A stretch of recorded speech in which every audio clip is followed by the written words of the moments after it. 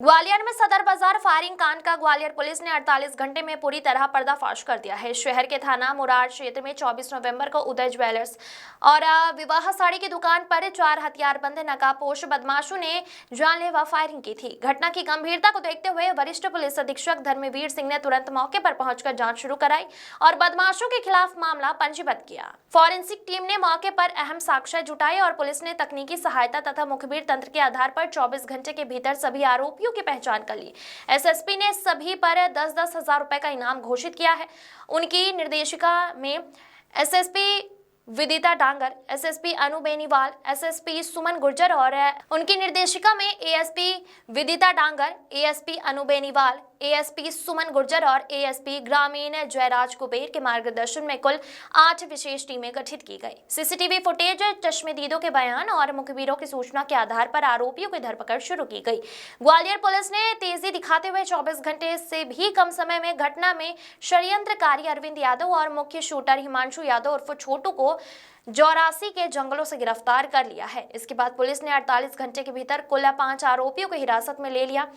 इनमें पहले से पकड़े गए कपिल यादव और अमन यादव भी शामिल हैं। कपिल यादव को 24 नवंबर को बंदहोली के जंगलों में दबिश के दौरान पुलिस ने आत्मरक्षा में जवाबी कार्रवाई कर घायल अवस्था में पकड़ा था, जबकि अमन यादव को 23 नवंबर को मेला ग्राउंड रोड से हथियार सहित गिरफ्तार किया था।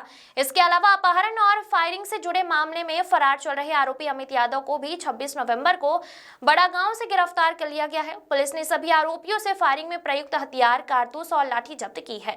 गिरफ्तार आरोपियों पर हत्या का प्रयास, आर्म्स एक्ट, रंगदारी, मारपीट समेत कई गंभीर अपराध पहले से दर्ज है। कपिल यादव पर कुल 12 प्रकरण और वर्ष 2024 में उस पर एनएसए के तहत कार्रवाई भी की जा चुकी है। अरविंद यादव पर 4, हिमांशु यादव पर 3 और अमन यादव पर 6 प्रकरण पंजीबद्ध है।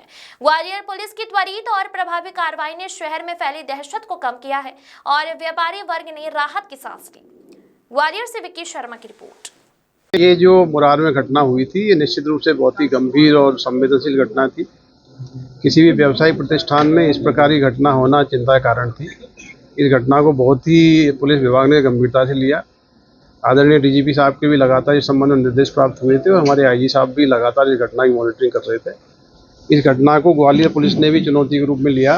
ग्वालियर पुलिस के जितने भी अधिकारी यहाँ बैठे हुए दिख रहे हैं, एडिशनल एसपी अनु बेनीवाल, विदिता डागर मैडम, सुमन, सीएसपी नागेंद्र, मनीष, अतुल और क्राइम ब्रांच की हमारी सारी टीम है, इनको अलग अलग जिम्मेदारी दी गई थी और ये चुनौती ली थी कि हम इनको 48 घंटे के अंदर इस घटना को करने वाले आरोपियों को गिरफ्तार करेंगे, उनको कस्टडी में लेके आएंगे।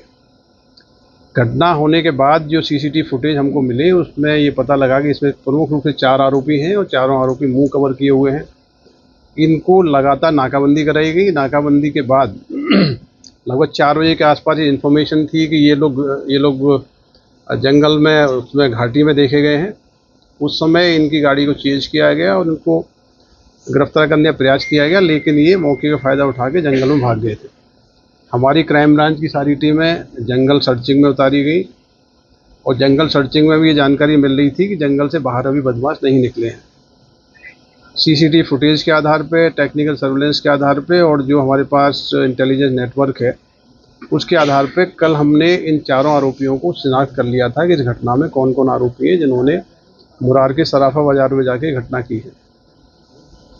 इन आरोपियों की पृष्ठभूमि आपराधिक है, पहले भी कई मामले दर्ज हुए हैं। कल ही इन आरोपियों की गिरफ्तारी के लिए पृथक 10,000 रुपये के इनाम की घोषणा की गई थी। इनके मूवमेंट को हम लोग लगातार ट्रैक कर रहे थे और जो मूवमेंट्स के आधार पर जानकारी मिली, पुलिस ने लगातार काम करते हुए अनु बेनीवाल मैडम और सभी अधिकारियों ने मिलकर अलग अलग टीमों ने काम किया। हमारी टीमें झांसी, दतिया, भिंड, मुरैना कई स्थानों को भेजी गई थी। अभी इस घटना का जो प्रमुख आरोपी है, जिसने कि व्यवसायी की दुकान में घुस के फायरिंग की थी और जिसने फायर करके चोट पहुंचाई थी, वो आरोपी की शिनाख्त हिमांशु यादव के रूप में हुई थी। ये आरोपी बेसिकली झांसी का रहने वाला है, तो इसकी गिरफ्तारी की गई है। इसके अलावा इस घटना के अन्य जो प्रमुख आरोपी है अरविंद यादव, ये जो आरोपी कपिल यादव है उसका सगा भाई है। इस घटना के अन्य जो षड्यंत्र की भूमिका में हैं, जो साजिश करने की भूमिका में हैं, कपिल यादव और अमन, ये पूर्व से ही एक पुरानी घटना में पुलिस एनकाउंटर में इनकी गिरफ्तारी की गई थी और ये पुलिस की कस्टडी में ही है।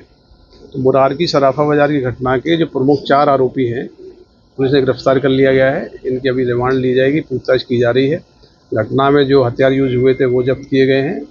जो गाड़ियाँ यूज हुई थी उनमें उनको भी जब्त किया गया है।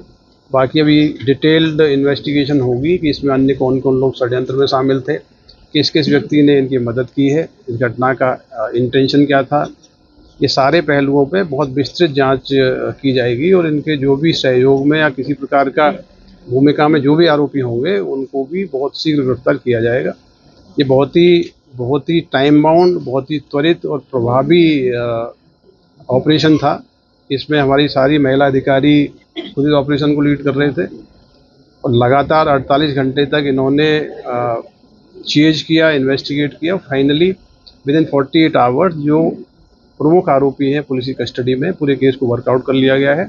अब इसकी डिटेल इन्वेस्टिगेशन करेंगे और इसमें जो अन्य कुछ आरोपी शेष बचे हैं उसको भी हमारी टीमें लगातार कार्य कर रही हैं।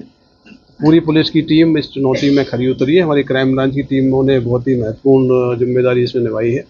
सीसीटीवी सर्वेलेंस के माध्यम से भी टीमों ने सैकड़ों की संख्या में सीसीटीवी कैमरे देखे हैं, जिसके आधार पर इनको आइडेंटिफाई किया गया कि व्यक्ति कौन है। मोटरसाइकिल जो इस्तेमाल करती वो किसी और से मांग कर लेते हैं।